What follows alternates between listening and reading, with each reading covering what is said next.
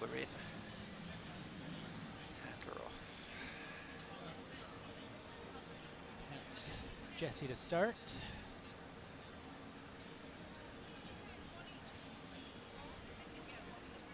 So Jessie, question with this kind of rack is: do you play long? Do you play short? Is lined up for arena there. I quite like Oath actually over Farina. I mean, I guess the rain keep is strengthened if you keep an E, so maybe Oath keeping Rhine would be a clear decision. But Yeah, those are basically your two choices, Farina or Oath.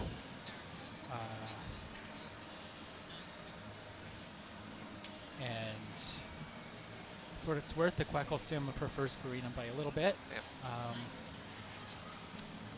Yeah, as a very general rule, if you don't have an E in your keep, you'll want to play long because it's not going to be worth that much more. You're usually giving up 10 to 12 points by playing short if you have a big tile. Yes. I suppose there's no way of playing Oath defensively either. You're leaving an O or an A, which are big scoring vowels for J play, Z play, X play.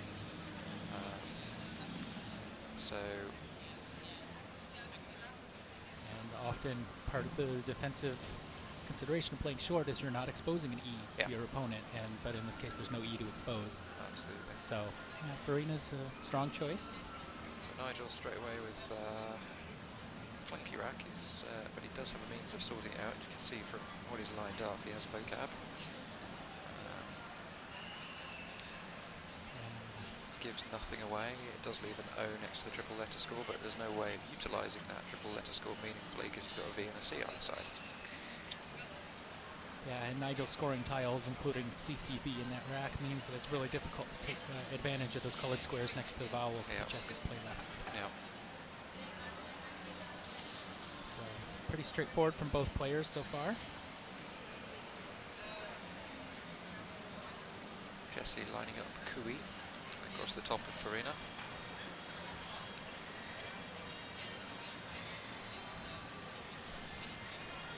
That scores 26 for Jessie, 24 for Nigel. So they're pretty much essentially even. Jessie with the tempo lead that you get from starting. Now he has Kopei lined up, which is going to score 8 points more at the disadvantage of keeping a much worse lead. Bad key. I mean, I prefer Kui as well because by making Ya, you have the P to hook on both ends of it. So you have the Yap. Yep. And if nothing else, you'll be able to put the P at F6. Yeah. No, you won't, because POR isn't a thing. But I mean, if you play downward pour or something like that, could work.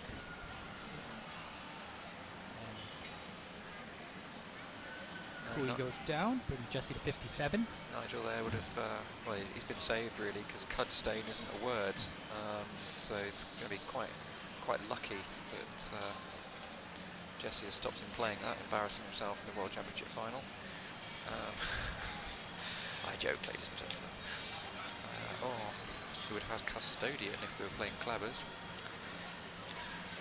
I always find it, you spend several minutes just debating with yourself, wondering, is this good, is this not good, I'm going to have to try it, and then the sigh of relief when your opponent blocks the play, the spot. Yeah. Like, okay, I can keep this moment of stupidity to myself. Yeah, I've had a couple of those in this tournament. Jessie playing Doc, that's, again... Oh, Nigel playing Doc, yeah. So Nigel, the score's now 57 to Jessie, 47 to Nigel. So 23 points for Doc. Jessie has Apogees, which plays making Kuis. Oh, wow. He also has, well, I'll let Chris tell you. Yeah, Jessie also has a 9-letter bonus, which we'll let the chat room try and find for a moment before giving it away. But if he finds that, that's truly a World Championship caliber play. Absolutely. If he finds this. But barring that, the other bonuses are certainly serviceable. Yeah, I mean, I think this is one of those situations where he would probably see apogees immediately because you default to making the S with a blank S. And that's going to be the most powerful letter you'll make it. However, epigoge should be in his word knowledge.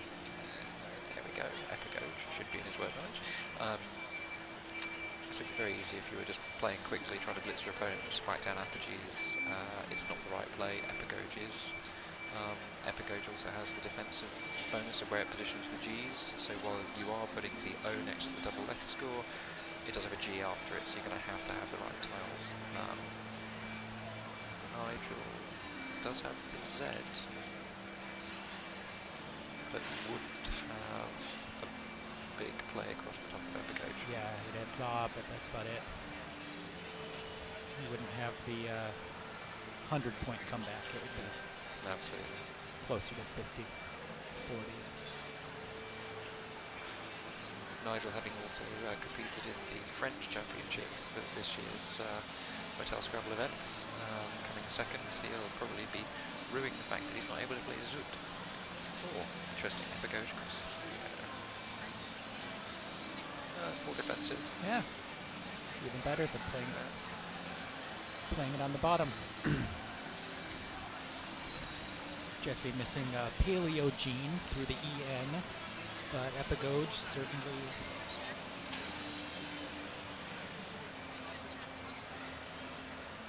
certainly a reasonable play. Gives up 4 points from the position in the bottom, but is much more defensive and saves the heartache of a large Z play. So that puts Jessie on 131.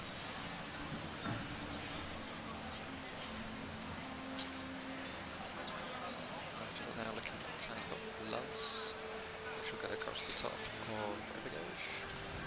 He's played it incredibly quickly. 39 points, putting Nigel to 86. SAMT, he probably played it so quickly because he's setting up his A across the top. Of course, we know that Jessie has some big DZO plays. Yeah. Yeah, a couple big plays that Jessie's gonna, one assumes, will get down.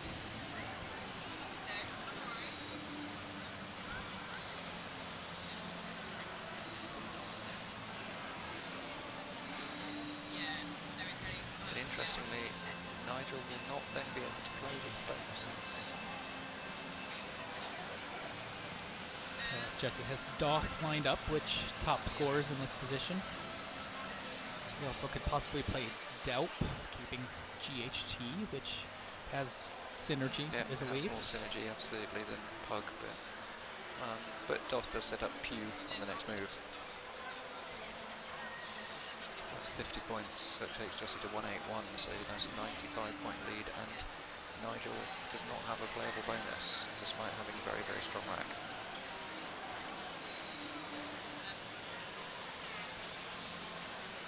So yeah, this is one of those, when your opponent has a Satine bingo, like easy, strong rack, it's often that they can't score if the bonus doesn't play. Yeah. So the timing of those racks often is a matter of luck, even more so than the tiles that your opponent's drawn. Yeah, absolutely. Nigel there looking at maybe playing Savin, setting up the E hook, keeping ET, creating a fairly open 7-letter play down the side. He's played that instead. I guess the logic behind that is he's taking out scores down to the H. He's got the S for the epigoges opening, he's got the S for the vocabs opening. What else is Jessie going to do in order to score on this board? Unless he has an S.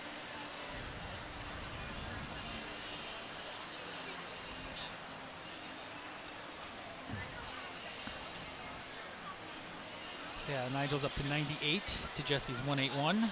Still a large bonus behind. But Nigel does have a playable bonus now, making Piat. He's got Theines at the very least. And if Jessie does play Spug, then he's going to have Theines and Spugs.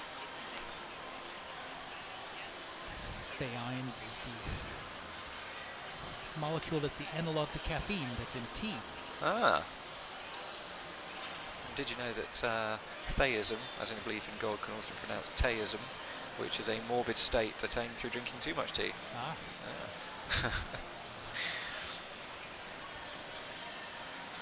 So I think the best play here has to be sub pig. No floating tea for pig butts. No, sadly not. I like pig butts, I cannot lie.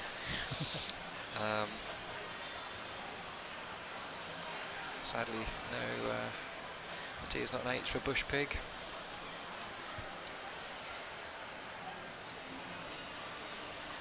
Spug seems like a pretty reasonable, normal play here. It's going to score well, take out the biggest threat lion.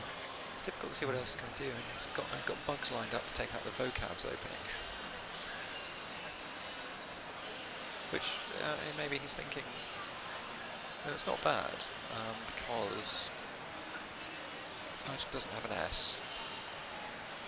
Epigode is pretty much a closed opportunity. And I guess it does hang a floater out. So if you're banking on him not having an S, you're actually giving him, you're taking out an S hook that he can't use, I suppose. Yeah, the P is going to be marginally better tile than the B, but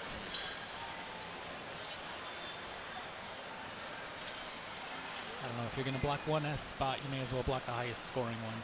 Well, but the vocabs one is more flexible, that you have to start with an S with epigode, whereas you can have the S more or less anywhere in the word if you're playing vocabs.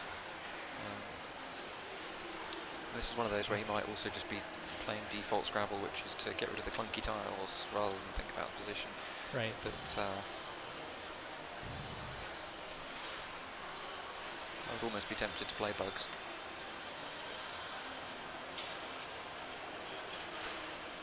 Certainly a pretty marginal decision between the two. I think either's quite defensible. It will be telling though how the wind's going to blow with this one if he now picks out the Q. This is true. So Nigel is going to probably take a few minutes to decide to play Theons and play up. Yeah, and Jessie's up to 207 now. 207 to Jessie, so he's 109 up. So Nigel could really do with about a 70-point bonus while he's got a cameraman in the cube with him, pointing a camera in his face. And guess what the first tile out of the bag for Jessie was? The Q, yeah. Yeah, over the lunch break, Jessie was asking about the second game where Nigel played played GOT and then pulled the A. Yeah. And he thought for sure Nigel was holding the A as a setup. And no, he pulled just the right tile out of the bag, and now I guess turnabout's fair play. So Jessie has a few options now with the Q. Not only the one that he's just set up with the U, but he could play across the top of Theons. So Nigel's up to 170 with that bonus. Has Jessie? No, Jessie's not challenged. But like Nigel was staring at him, being told to hold.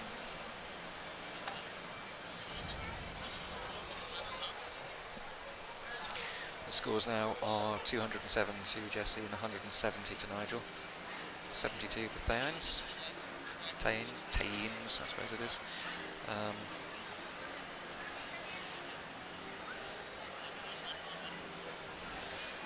Question is, does he play Quail? Does he consider? I mean, Pimmer actually would be a reasonable choice, which is now laying up on his rack. Pimmer closes all of the floaters of Theons. He's still 37 up, so go back to a bingo-sized lead, and he's got the Q play. Nigel, however, has picked out Mantos, which does not play.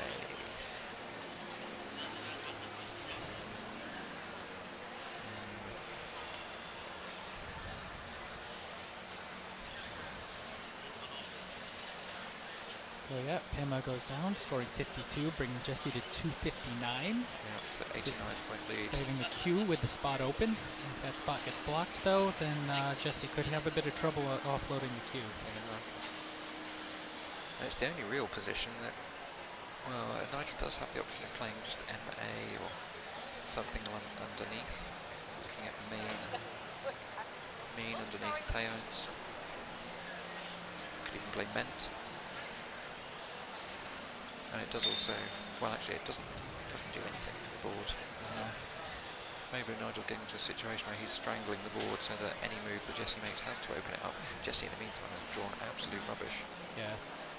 And Mint scores enough, brings Nigel up to 215, scores enough that he's well within one bonus, Yeah. whereas something that scored less, Yeah, absolutely. he might be in trouble of falling more than that bonus behind.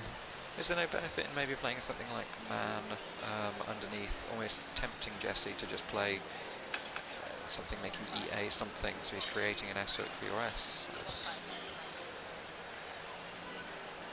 Jessie just takes the score with the J, and added benefit of knocking out the V. Yeah, that's It's the only play apart from a change. It's quite a group of people now gathering around. Not able to see off camera, but we've got members of the public coming and playing. We've got Scrabble themed drawing pages, so we've got kids drawing on paper. We've got a family having an argument about the validity of a word over in the corner. It's fantastic. Small child crying. Everything you want to see in the world of Scrabble.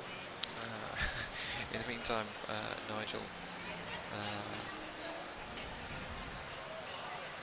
looking at just nub, fug, and new. Jessie's on 295 after dropping the J. Nigel's 215. Jessie keeps putting the scoring pressure on. Yep.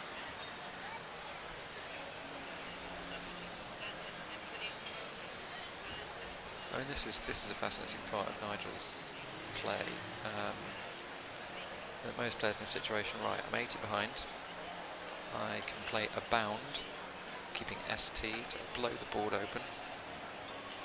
I think most people would do that, but Nigel looks like he's just playing nub, which forces his opponent to make the opening.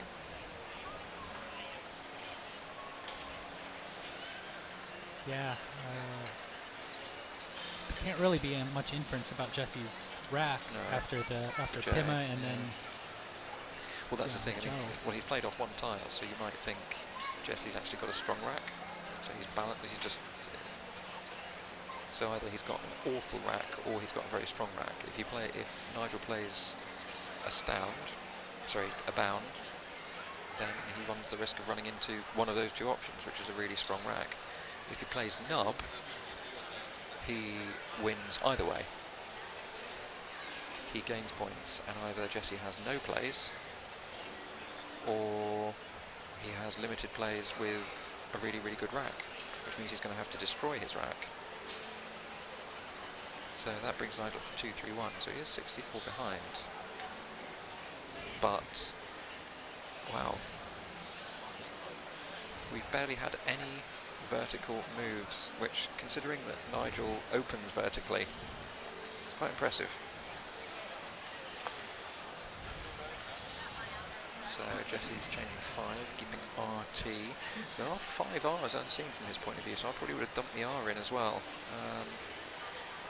The value of the S and the blank, well, the blank's always valuable, the S not so useful on this board.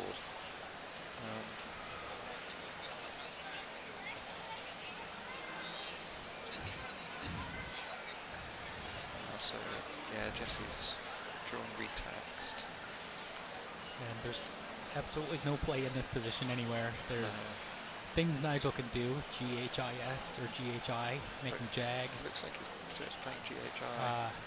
To score a little bit, but there's no lanes to do some dynamic things, and Nigel's just patiently biding his time. It's into 18, 249, so now he's only 46 points adrift.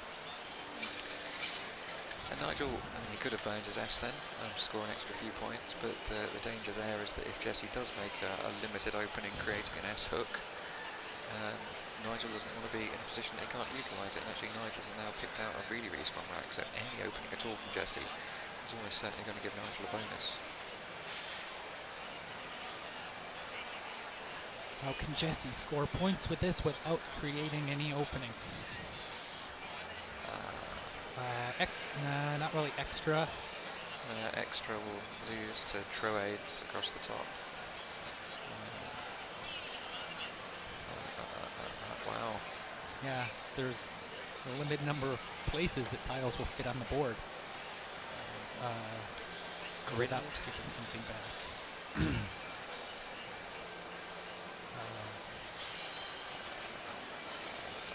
It's very difficult to see anything at all. Rav, Yeah, Rav. you know, that then play in response. It sets up XED. No, Yep. it doesn't. That would play Rev, but you can't play Rev. Yeah. So play Dev. That's it. Play Dev, setting up XED. XED. Yeah, that's nice. That's and then if Nigel makes a play across row 4, Yes. you have stuff down the triple. Yeah, that's neat. That is neat. Although then setting up XED, you do create a position across the top. Right. For a big play, making XED, which, I mean, Nigel's already worked all this out. He knows all of this.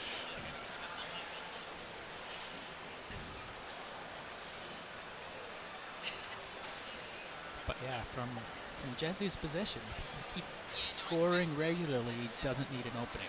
No, but he has to keep scoring regularly at the moment. He can't really score. Do you think also that Nigel will favour this kind of position because it will mean that Jessie will burn thinking time and Nigel doesn't need it as much? That's possible as well. I mean, I don't think Nigel would deliberately play that. I think Nigel would just play his move.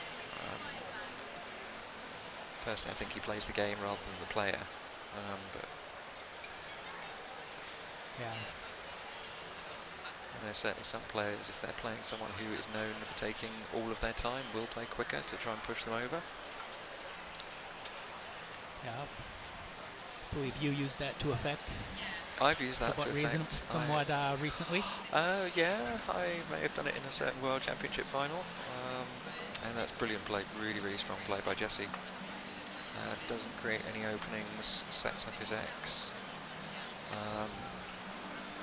maintains 305 to 249 lead, so he's 56 up, but it's 56 up on a board that really does nothing.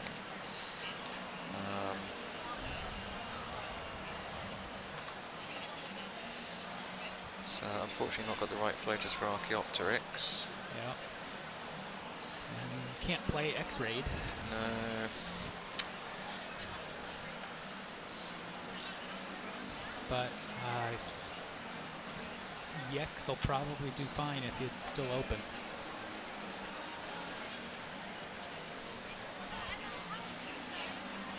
There's got to be a certain satisfaction of pulling a setup on Nigel. See what he does on the other side of the table for once. Absolutely. It's one of those situations though where he didn't really have any other choices. So you either play a really nice setup or pass. Yeah. Actually, that would have been interesting if he'd passed to see what Nigel's reaction would have been. Nigel can't pass back. This is true.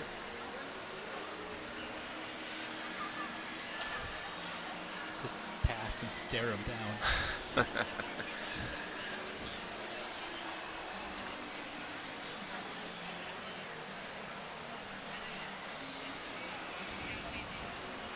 Question I've never really clarified, but I know you've had some insight into this. So, say you get to the final of the World Championships, and you're in the final game, and you've won. Say you're a point ahead. You go out playing a blank onto a blank for 0. Does that count as a move? Because I'm sure the definition of a move is it scores points. A zero is points, I suppose. I believe the way it's written, it does not count as a move. Nigel has played a great move there. Blocks the, I say obvious setup, I mean it's the only position to score anything on the board, so it's not an obvious setup, but scores now 305 to Jessie and 249 to Nigel. But Nigel has picked out the D. So he's got Wilders, among other things. Let's just say among other things. Welders.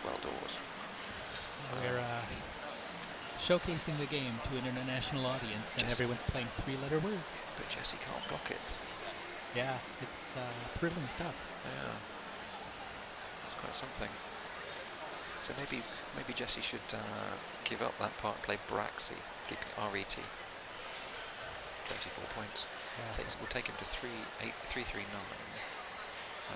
Nigel's 266 rather than 268.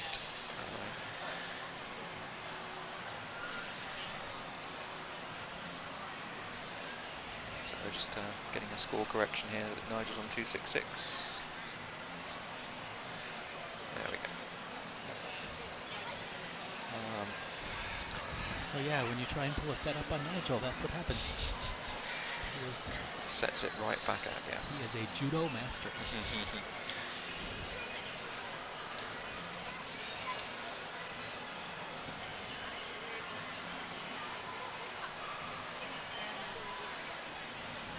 We are now surrounded here in the commentary booth. The branded elephants have just been led through, and the ostriches are now being tidied up after. The champagne fountain still going fine.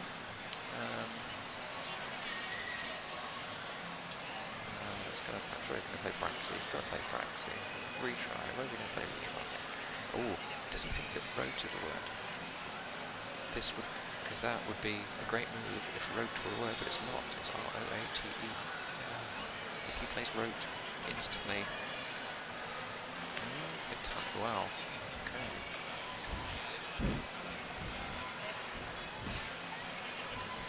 Is he playing with us? Yeah. The mouse evades the cat. Yeah.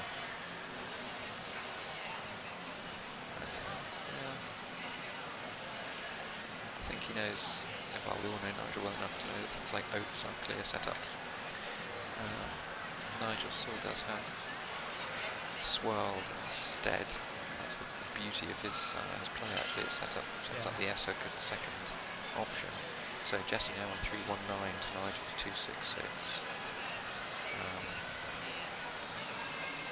But swirled goes down, and Jessie has a shot at both the A4 square and the row 1. So.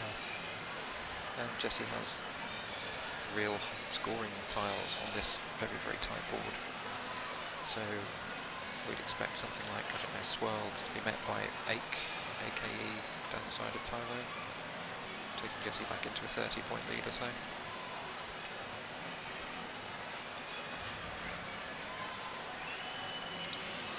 Yeah, Jessie will still have tempo lead after this sequence. And from Nigel's point of view, there is still an S in the bag.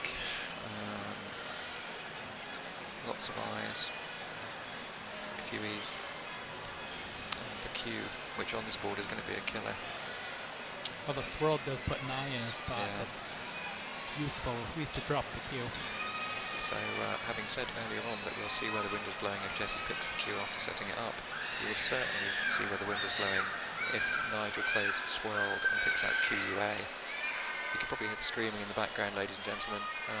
That's one of the UK's top players. He's just had a word disallowed. He's sure it's a word, but there you go. Yeah, no, it's definitely not. It's coming in next year.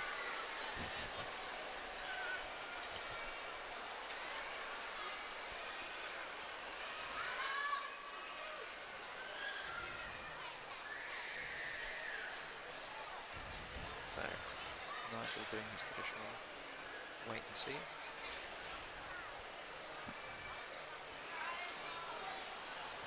I think he really enjoys these kinds of boards because he likes the mental challenge of solving complex positions.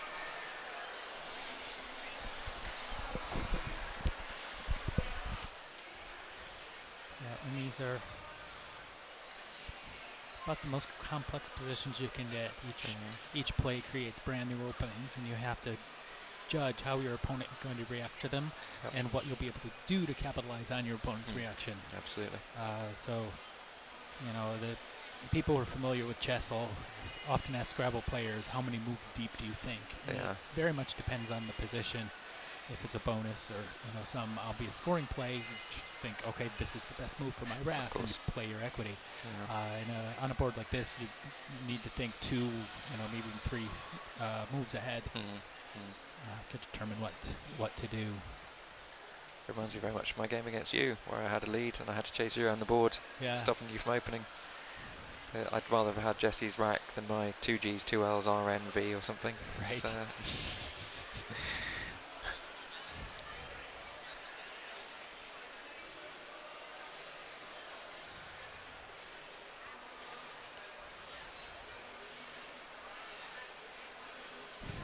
So we're waiting on Nigel to almost certainly play his bonus. And there's a crowd of probably maybe 24 people hovered around their glass cage, watching in anticipation as Nigel plays Swirled for a cool 67 points, putting him on 3-3-3. So Nigel streaks into a 14-point lead, but is about to go back down very slightly. And I think this pickup is going to be, it's probably going to be the key pickup of the matchup. If Nigel picks a balanced rack, then he has a good chance drawing something well. So the question is, does Jessie cash the X, or does he take out the dangerous column A? Yeah, of course. Oh no, he'll cash the X because it also takes out the dangerous column A. 54. Yeah. Although Nigel hasn't drawn the Q, notably. So I think Jessie has to catch the X for 54. Puts him 40 up. There's actually not much in the bag that fits at that A4 square, if anything. No. So, looking at the tracking, it's not really scary. The scariest thing now is the danger of a Q stick. And AX blocks the 9-timer, so that actually does what Jessie needs it to do entirely. So Jessie up to 373 now, so 40 points in the lead. He's picked out that U, which is, well, usually you think it'd be a safeguard for the Q, but the Q still isn't going down. The only place it's going to be able to play it is underneath the B of bugs as things stand. Yeah, there's all of the eyes are out of the bag. Yeah. No, wait, there's one more eye in the bag. One's on Jessie's rack, 2 on Nigel's rack, 1 unplayed. So, but yeah, Jessie will be happy to see an I and a U. He does pull the Q. There's 1 Q I spot. Actually, no, there's 2 in the bag, I think. So, there's 3 in the bag from Nigel's point of view. Oh, right. Yeah. So there's 2 in the bag. So there's 2 more eyes in the bag. I mean, Nigel's in a situation here, I think he's looking at Weil. He probably has to play Weil. I mean, he's going to be worried about plays ending in things like Filk would be, or Silk. Actually, no, the S's are gone from his point of view, so Talk would be pretty catastrophic.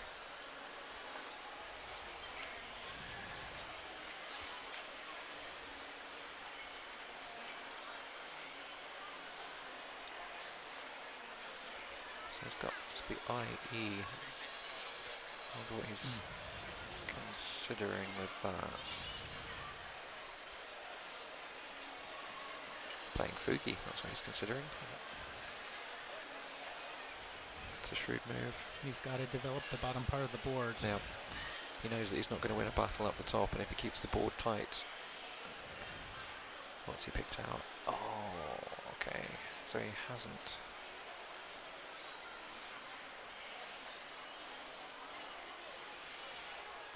What's Jessie? Jessie's playing Uke. Playing Uke.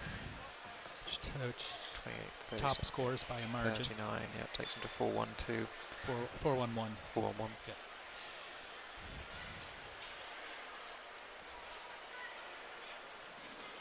So that puts Jessie well into a strong lead. Jessie's picked the Q. So it's all going to happen now because there's exactly 7 in the bag, and Nigel's about to empty out the number. Yeah. Which Jessie will. Oh. Jessie won't eat the Q.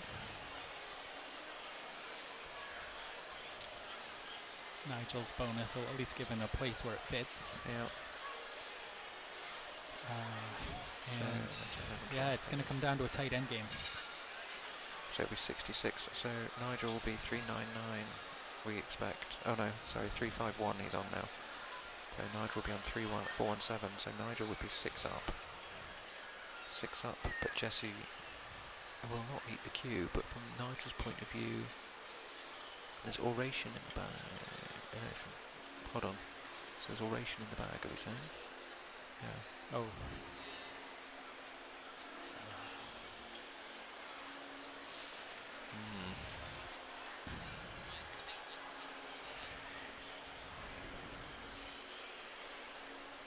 Yeah, interesting.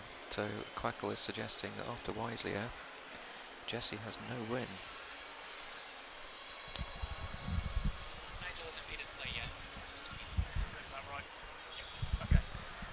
So we expect. I mean, Fugi was a brilliant play. Is Nigel going?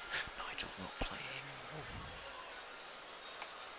Nigel passes up the bonus. Nigel passes up the bonus. Oh, why? As the tiles fell, playing the bonus wins. Yes, but if he got Q stuck, he was going to lose. Exactly, yeah. So This puts Nigel at 375 to Jessie's 411 and leaves Nigel 4 tiles in the bag. Nigel has not picked out a bonus. However, if Jessie offloads his Q, Nigel will play a bonus. So 4 in the bag. So all Nigel's really going to be worried about now is getting Q stuck. And in unsticking himself from the Q, Jessie is going to let Nigel win. Because Inserter fits beautifully under QI. It does. And those extra points from those hooks are going to probably decide the game. Yep. All right, let's...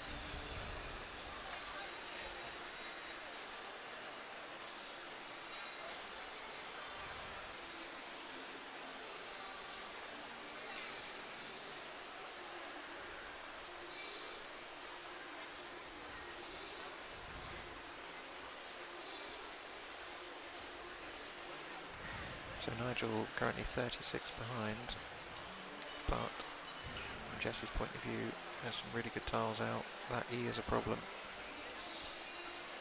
But if he blocks the E, Nigel is almost certainly going to smell the Q. Well, Nigel will have no choice but to smell the Q because it's the only way he's going to win. Is there any play for Jessie to block the E and set up another QI spot so that both QI spots can't be taken out? He could play Fern down from the E of Fugi, which would score 19. It would set up QIN on the triple as well as leaving the BI position. And we know, but Jessie doesn't, that wouldn't leave. I don't think that would leave a playable bingo from Nigel if he did it. Not as the tiles fell.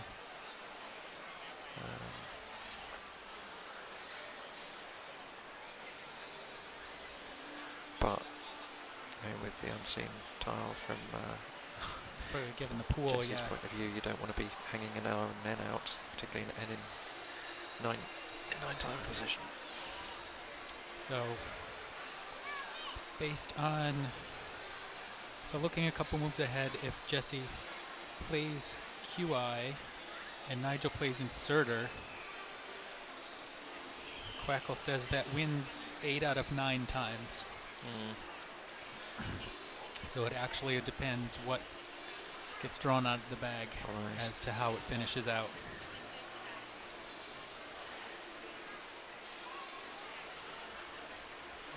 Hard to say.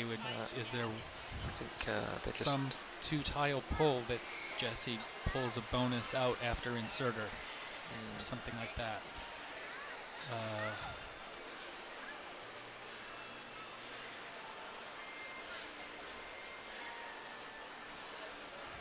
For lane, that won't go.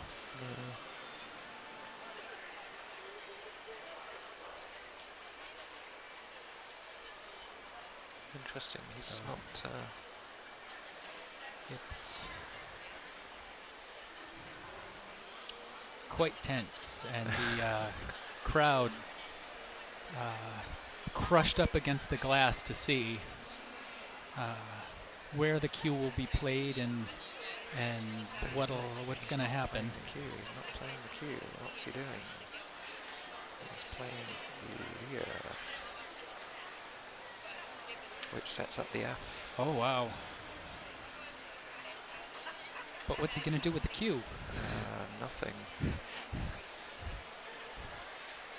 That's Well, he was probably attracted to that because it sets up QIN underneath and creates a Fleer hook, but he's not going to get to play it because Nigel. So hold on, how many in the bag? One in the bag. Nigel plays Rins and Fugi. 24 takes him to 399 to Jessie's 415. Jessie's dead. Yeah, Jessie's at 415 now. 40 points clear. I mean, well, And yeah, would Rins win? if Jessie can get the F down for 45 points, he may be able to withstand a Q stick. Yeah. Oh, actually, yeah, of course, because he's 40 clear now. Can Nigel pick up 60 points with 1-point tiles that are in the bag? Assuming he misses. So yeah. So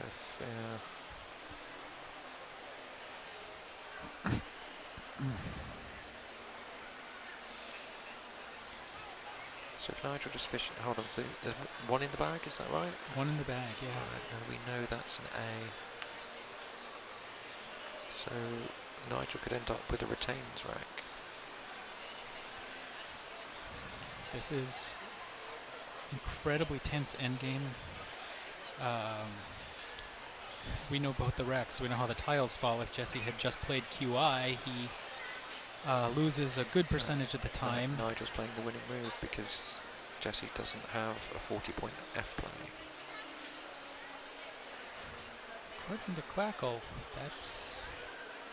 But Quackle doesn't know the racks, does it? Or actually no, it doesn't matter because...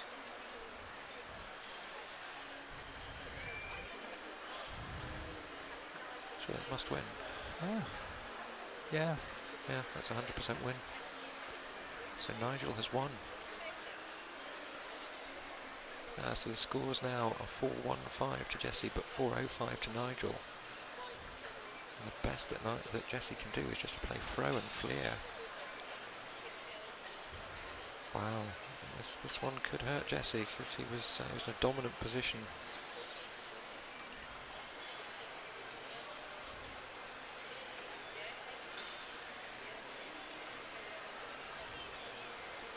Without knowing what was in the bag, apparently Rinser only had about a 22% chance of winning.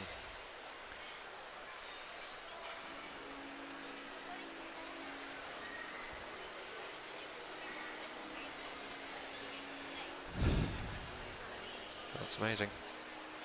Yep. So Nigel has pulled this one back, and that Q has really hurt Jessie on a very, very tight board.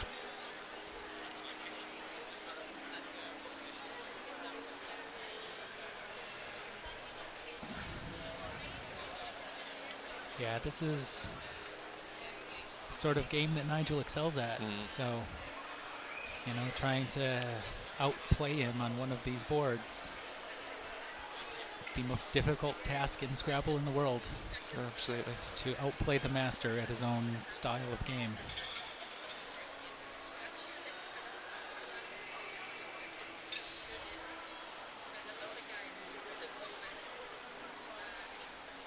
Jessie under a minute, so we're expecting to move shortly. Yeah, 43 seconds. Nigel has 4 minutes 47. So Quackle rates just Fro the best. There's no way to get out of eating the Q.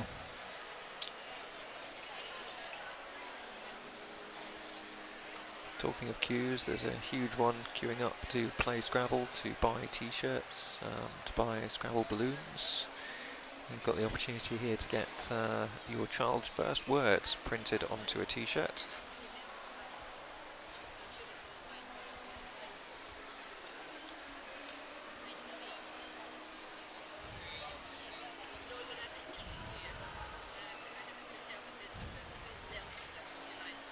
Riff 4 points under optimal, but yeah, it doesn't matter.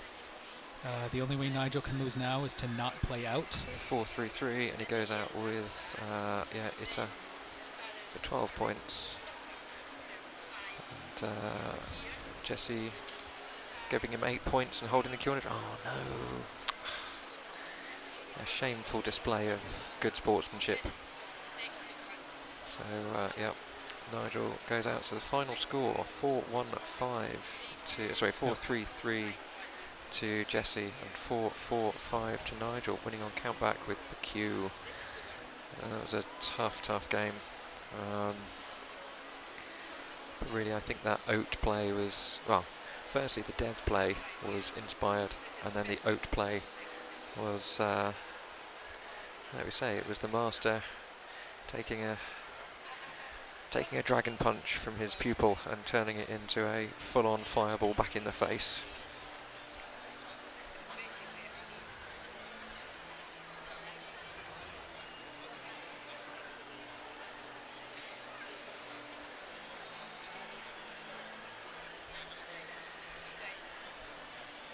It's going to be important now for Jessie to keep his composure on this one. There wasn't a lot he could have done. He couldn't have. I think that cue was an issue. Yeah. Take a walk. Ride up the escalator, ride down the escalator. Clear your mind. Maybe go get a coffee. Yeah. Come back, because the next one is vitally important. Thing is, and this is something I try to explain to people at home, non-Scrabble players, they would look at Fern as the winning play. So they go, oh, that's got to be the best move. It wins the game. But it was suicidal in this situation. So yeah, I've said it before. I've said it once, and I'll always say it. You have to play the move that's most likely to win the game in all situations, rather than the move that will win the game in that particular situation. Fern was a terrible move, unless you knew exactly what the racks were, in which case it was probably a winner. There you go. Well, thank you, ladies and gentlemen, for joining us for the third, much closer, much more exciting game in these Mattel 2018 World Scrabble Championship Finals. Nigel Richards, beard and all, goes into a 2-1 lead over Jessie Day from New York. Going to have a few minutes now. All the players obviously come out, get a breath of fresh air, and stretch their legs. So we'll be back with you after this short break.